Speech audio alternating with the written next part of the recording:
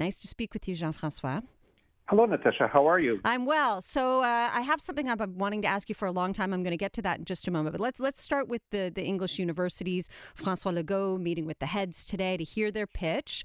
And it's being called a historic proposal. So I'd like you to pretend for a moment, Jean-François, that you are François Legault and that you've now heard their plan to promote the French language. You have to get back to them soon with a response and what you're going to do next. What do you do now? Well, I'm not François Legault, but if I were premier, if I Yes. was in his place, I would say this is very interesting. What you brought to me is very interesting, and we'll look at it with great care, and we'll come back to you soon. And then when they have left the door, I would close the door and tell my advisors and my minister something very important just happened. Anglo institutions just said it was their responsibility to bring some of their students to French proficiency, and they offered to bring 40% of their non-French students to French proficiency. This is historic. They have never said that before.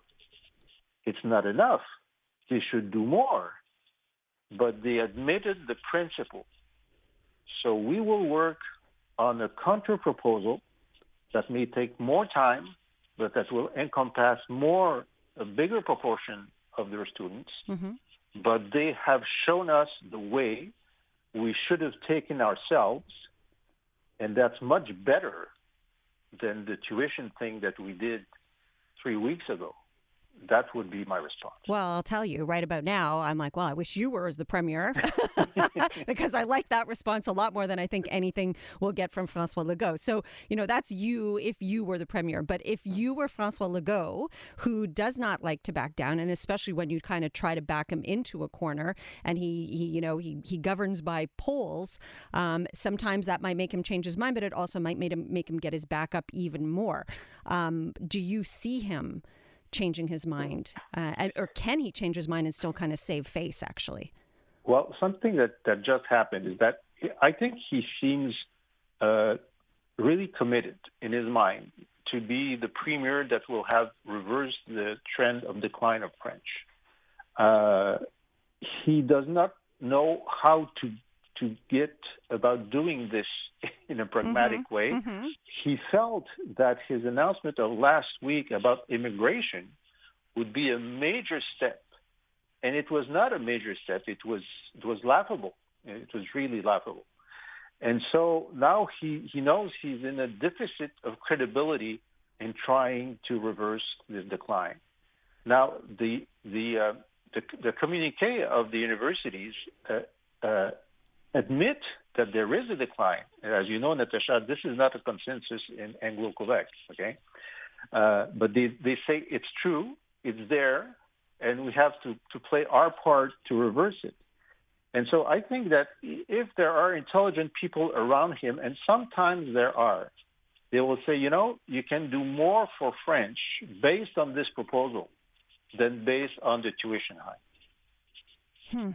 I'm taking it all in, and as you said, it is absolutely historic, and it can and will change the face of Montreal specifically if this goes forward. The thing that I've been wanting to ask you ever since this news broke was just how are these tuition hikes not discriminatory, Jean-François? Like, how can you just arbitrarily decide to hike those tuitions that much and make it, just unattainable for so many people, basically destroying dreams of so many who wanted to come to Quebec to study here? Well, you have to compare with what the tuition fees are elsewhere in Canada.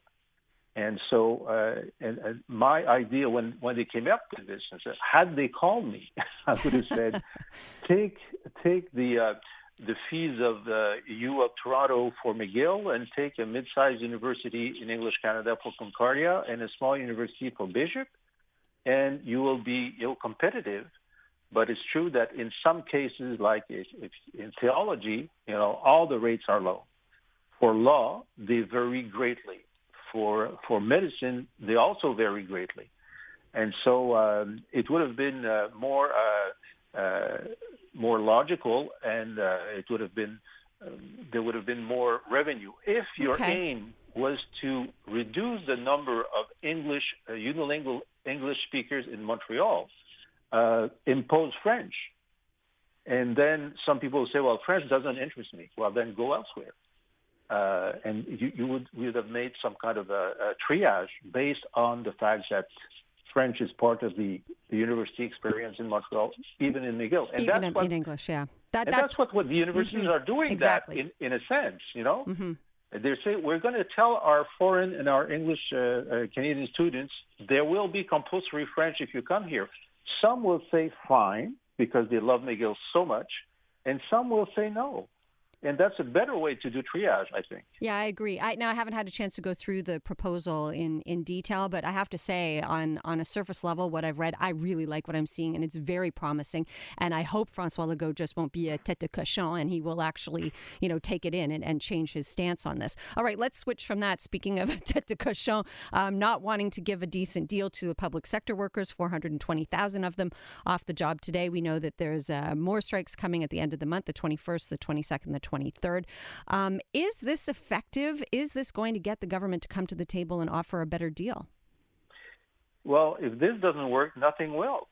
I think, a very little spoken element of there's been a counteroffer from the union saying, listen, we gave you a number of what we believe inflation will be in the next 3 years, but if you prefer, we can simply adjust in real time when we get the real inflation numbers. And I heard Sonia Lebel in an interview saying, yes, I heard that, and I'm not opposed to it, but I won't negotiate in the public sphere. And I said, okay, so they could agree at least on indexation to real inflation, and then they can disagree on how much more will you get. And this is key for public opinion, because public opinion now, because of inflation and everything, they feel it is unacceptable to impoverish the public sector employees by not guaranteeing inflation. And I think there's so much ill humor in the system because of that it's very difficult to ask them to make concessions on a work organization as long as they don't have a certainty in terms of inflation. If they get to that point, then you can reverse the public opinion by saying, okay, now they're guaranteed to be inflation protected, which is not the case of many other Quebecers, so they should give in on other aspects, and it would give then the government the upper hand, even in public opinion. I don't know why they don't do that.